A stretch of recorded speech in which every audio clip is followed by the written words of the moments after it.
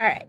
So we're gonna continue with cumin, which we know as jeera, and it is really good for creating those digestive enzymes. We need bile, um, because it helps break down food, and you really this is why it's used when you make dal because most beans, dal is a legume, and how legumes are digested in our system is very different, and legumes tend to make you flatulent and bloaty. So when you add things like the cumin and the garlic and whatnot, it helps with that digestion of your dal. Um, Especially if you make chunky dal and not the smooth dal. I like the chunky dal. So yeah, that is also why you add these things to your cooking. So it's not just a normal practice. Some people don't like putting this at the end, but it's very helpful. So antioxidants, antimicrobial, and anti-inflammatory. Cumin is also very iron rich. So especially if you're anemic, it's drinking the tea is very good, especially if you don't like taking things like ferroglobin or iron tablets or any iron supplements because they tend to have a really horrible taste. You can try to supplement using herbs, drink it, eat it in your foods, etc. You can make a paste with it as well for topical application, and you can make tonics, making it as a tea. Now, the thing that's the tonic is different from the tea in that you are boiling the seeds, whereas with the tea, you are steeping it in hot water. So that's the difference between the preparation of a tea and a tonic. So coriander, um, you can get this in the grocery as well. It's small little tiny seeds that like it's like yellowish. Again, it's the same digestive aid. However, when used together, it's usually an amplified. It's one of these are the three herbs that are used synergistically to kind of amplify the action and the medicinal properties that you're gonna get from it. It is believed to lower blood sugar, especially if it is that you're drinking it as a tea and you're worried about um if you're diabetic or any of those people who have to worry about their blood sugar levels. This is something that's good for them as well. So this is why having this tea is good for people who have PCOS and whatnot. So it also helps lower your bad cholesterol and raise your good cholesterol, which promotes heart health. So you can again make it into a tea. You can make a water infusion with it or make it with an oil. And the oil can be applied topically if it is that you want to use target treatment for inflammation. Any questions about this section?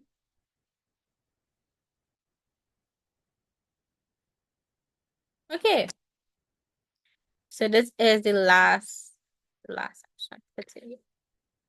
So the second part 2 of this class is going to be a little more intensive in the type of herbs that we cover. Because I separated according to function so that it will be easier to know which herbs do what, and what you want it to use it like, yeah, to be able to get the knowledge and say, okay, these herbs are used for this function and, pull the information quickly. So I choose to do moringa and neem because we know moringa, I believe we know it as saijan as well, the actual fruit, but the leaves are used as well to manage blood sugar in diabetic patients. You can make it as a tea. No, I don't like the taste of moringa alone. So usually I would mix it with garlic and ginger and spices like cinnamon and clove, etc. Um, if I'm feeling spicy, I would add the whole list like star anise and coriander. I mean, sorry, cardamom and those kinds of stuff and make it with the tea.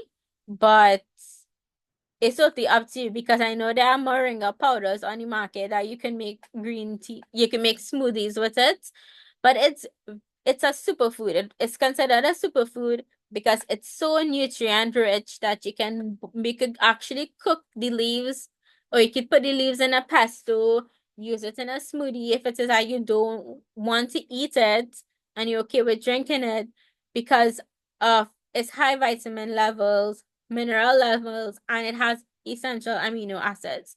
So this is something, that you really want to consume as a all-rounded herb. It's antioxidant, so will help you with oxidative stress and helping with chronic diseases. It's also anti-inflammatory, so it means that if you have anything with inflammation, chronic inflammation, arthritis, it's really good for you as well. So I touched on the blood sugar regulation, but it also helps with your cholesterol level as well. And because it's high in vitamin C, it will help with your immune system. So if it is that you're taking things that is going to compromise your liver, you want to use some moringa to help really supplement the liver support. And it really doesn't put you at risk um as turmeric would as a blood thinner. So you get liver support with this as well. So yeah, you can make capsules with the powder. So we talk about the tea. We talk about the powder. Now the capsules you can make it as well. You can make the oil. So you can make the oil with both the powder and the dried leaves.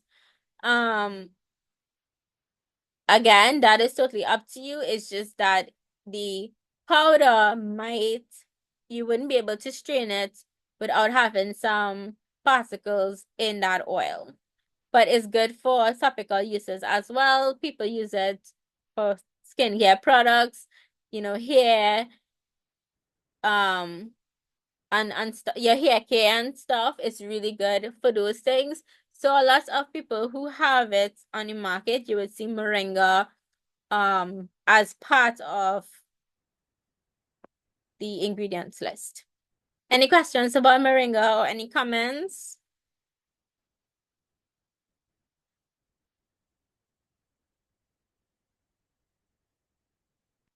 Okay.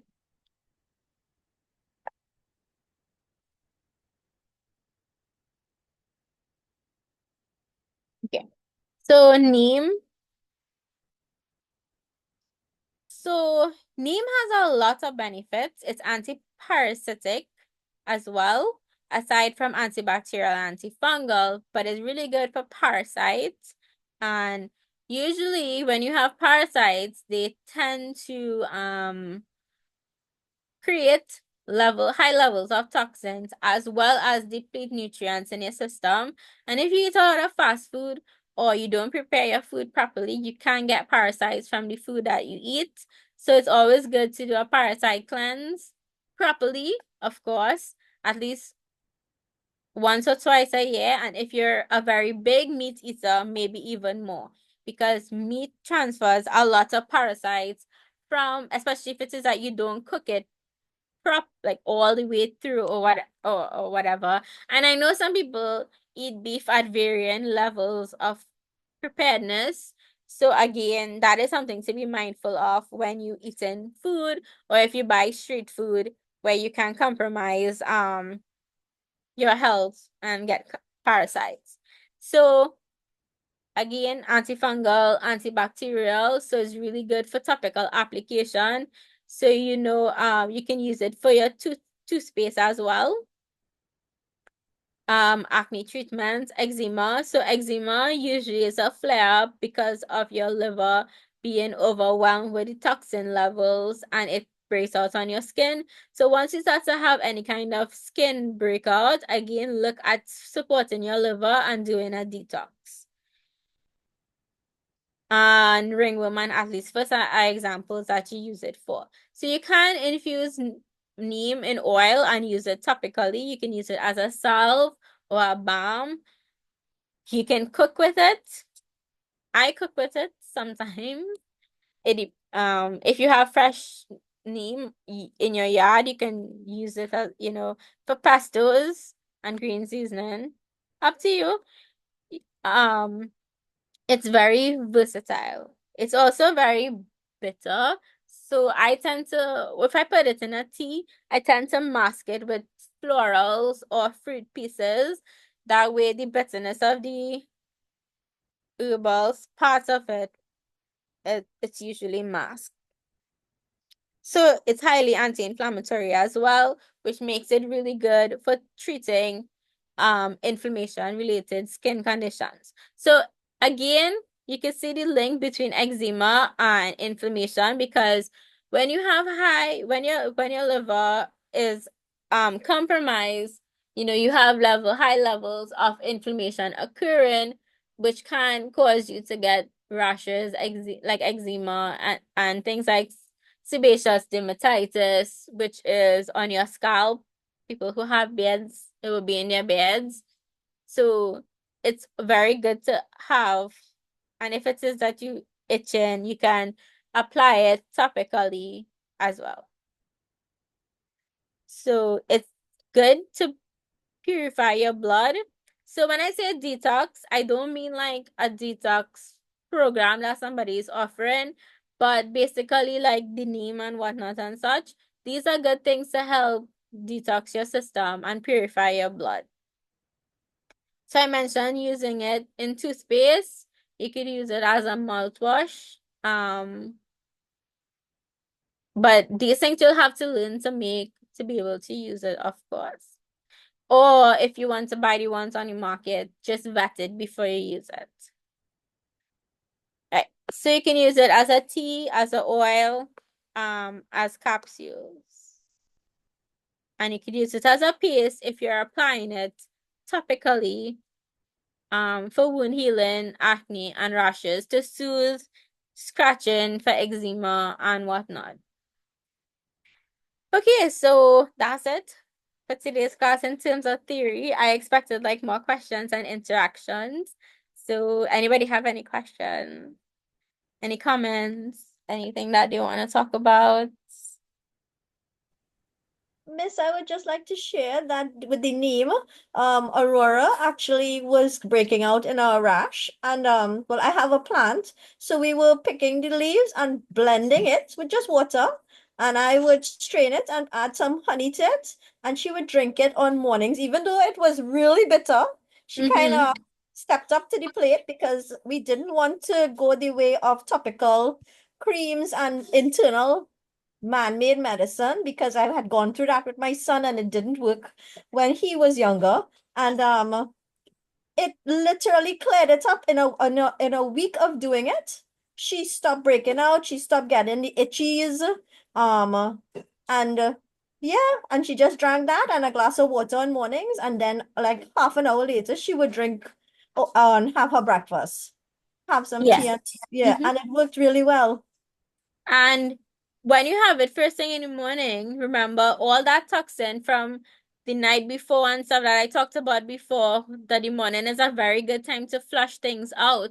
So having it in the morning is good too, to get rid of everything that would have built up overnight and speed up the process of healing. So usually when it comes to like treating with herbal medicine, sometimes you just have to bite the bullet and do the horrible tasting things. Because I was telling my friend yesterday about um using okra water, like soaking pieces of okra in hot water and leaving it to cool down, put it in the fridge so that it could like get slimy and stuff, right? Because I was telling her, well, I like my skin to look good, and I'm a very vain person. So for me, I will do what I need to do to get the goals that I want. And oftentimes it means eating the bitter food, drinking the things that taste horrible, because the payoff is better in the long run. Very true, very true. Because people like, oh, they use all of these products for skincare and beauty. And my thing is that it's so easy to get good skincare and have good beauty practices with simply just eating what you're supposed to, drinking the green tea, you know, and it gives you really good results without compromising your health.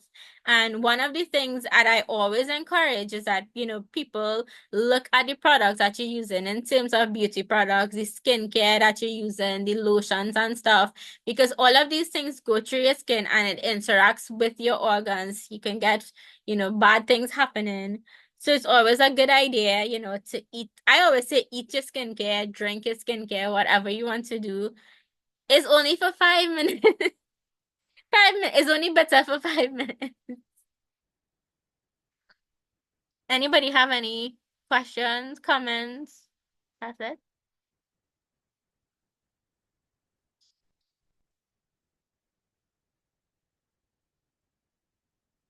Okay, well, Oh, hi, morning. One hi. question. Hi, morning. Yeah, on the issue of saffron, recently I have been reading and seeing information that suggests that overuse of the saffron can cause toxicity. Um, what is your take on that? Because they are saying, well, I saw this actually this week that saffron is actually a GMO.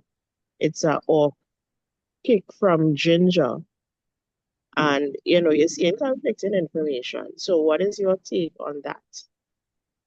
You can probably send me the article or whatever it is that you did, like you whatever you got, so that I can probably do some research on it, and I would then share it in the group chat. Because this is Oh, the first time that I'm hearing this, especially seeing that turmeric is so indigenous to the Indian population that I find it very hard to think that why would this be a GMO if our ancestors came with it?